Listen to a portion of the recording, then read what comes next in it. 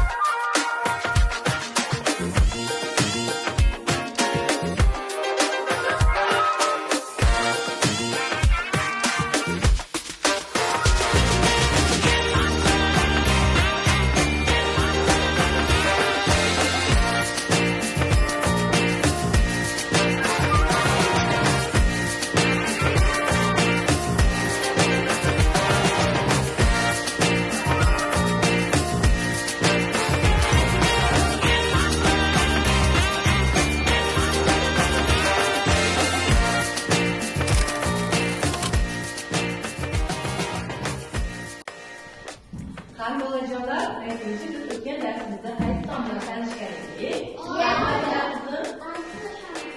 tamamına tanışken edik. Hani 6 tamamında yazışını ve sana söyleyeyim gerekli.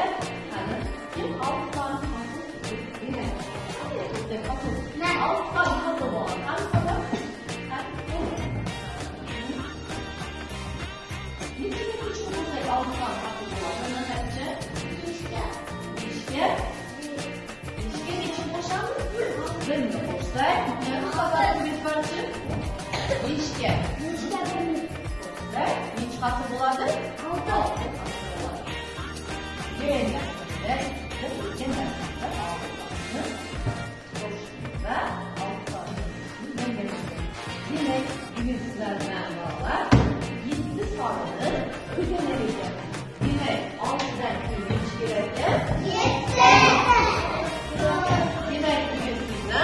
7 tane ve rakamını ödemek.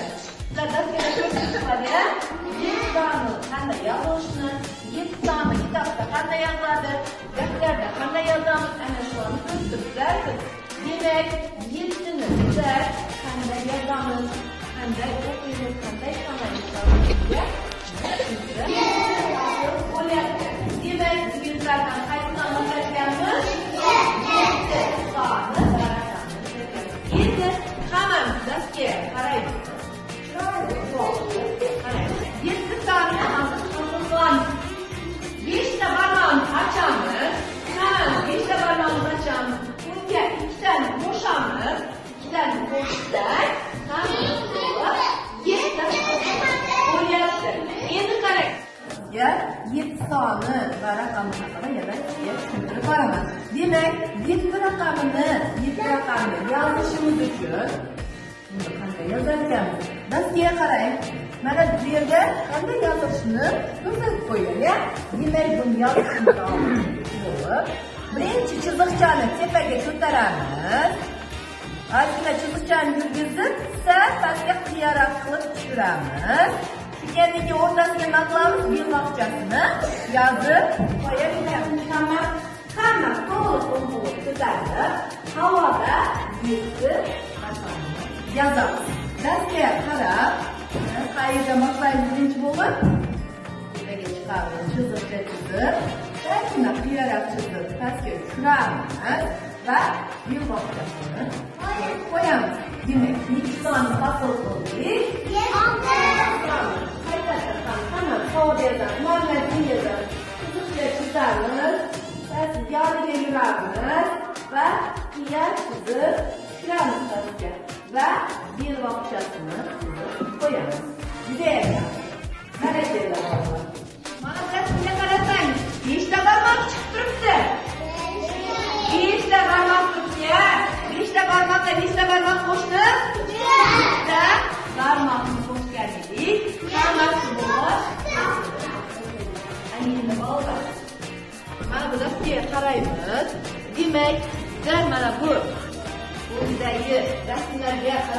bunda qanday yozilgan? 7 sonni hasıl qilishimiz kerak. 7 sonni topishimiz kerak. Demak, birinchi bo'lib 7 sonni o'rgandik. Undan keyinchi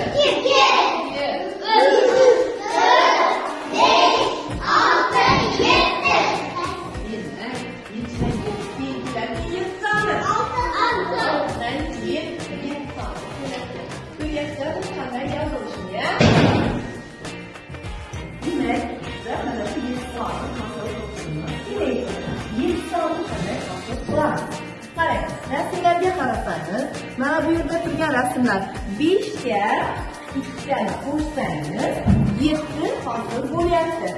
Nechiga nechini qo'shar ekanmiz? 2ga qo'shsangiz 7 hosil bo'lyapti. Yana bir sonni qo'shadigan bo'lsak, 4 ga 3 ta sonni qo'shsak, necha hosil bo'ladi? 7 hosil bo'lyapti. Demak, 7 ni qanday hosil qilishni tushunib oldingizmi? Yana bittasiga qarang. Misolga, qo'limda 6 ta olma bor. Ana shu 6 ta olmaga bitta olmani qo'shyapman.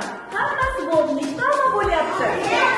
7 ta olma bo'lyapti. Judayam yaxshi. Ana endi bolalar, jimmaga dastasiga chiqib, rasmlarga qarab, misollar beradi. Endi mana bu rasmga qarang. Bu rasmlar nima ko'ryapsiz Muhammad? Nima ko'ryapsiz rasmlar? Sizlarni yo'qotib Yumbashlar, bizlarga sanab berdi, qani gapiring. Demak, qo'ldan qo'ydi.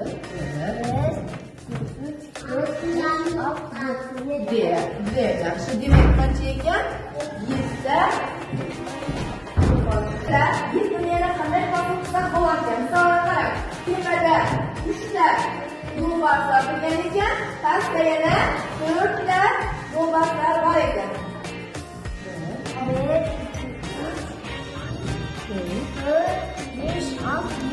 Judayam yaxshi. Demak, hammasi bo'ldi nechta ekan Muhammad? 7 ta ekan. Tepada 3 ta, pastda esa 4 ta ekan. 3 ga 4 ni qo'shsangiz nechta hosil bo'lar ekan? Hammasi bo'lib 7 bo'lar ekan. Judayam yaxshi. Endi avval Zarina qizimiz mana rasmlarga qarab 7 savollarni sizlarga javob beradi. 7 savollarni qanday hosil qilsak bo'ladi? Qani, Zarina 7 savollarni javob berib sizlarga bir raqamini qani qaysilar 7 savollar? Qani? Mana 7 to'g'ri. Demak, 4 ga 3 qo'shsam necha hosil bo'lyapti?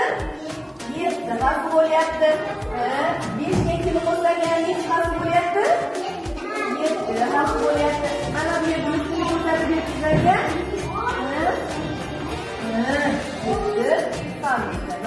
Yaxshi barakallah. Bolajonlar qaranglar. Mana bu rasmni nimani ko'ryapmiz?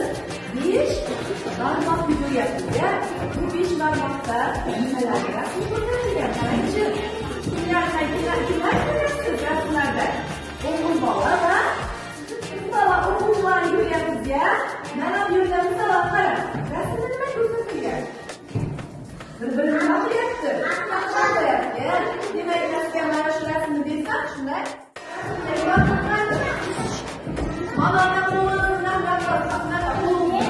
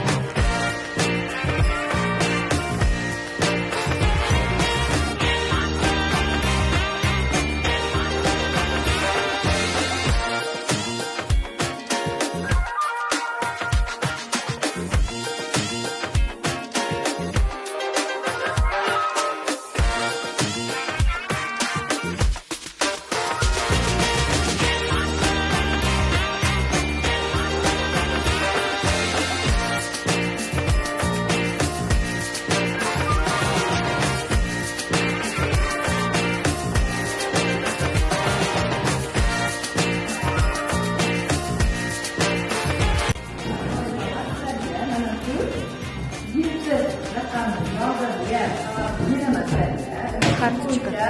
7ni yozilishini mana shunga qarab, nuqtalar ustidan bostirib yozasiz va tagidagi mana bu rasmlarga qarab 7 sonni topib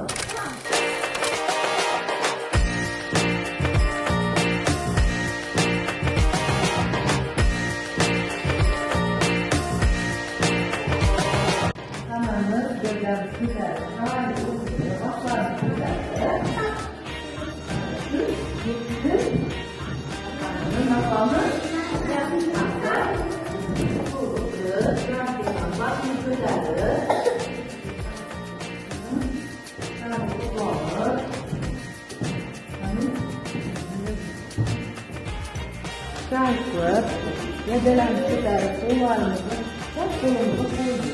kolumuzdan yapamiz. Hamma inson yozadilar ya. Yozadilarmi? Yaxshi. To'g'ri yozabilasizmi? Okey. Bering yaxshi. Chiroyli qilib yozamiz. Chiroyli qilib yozasiz.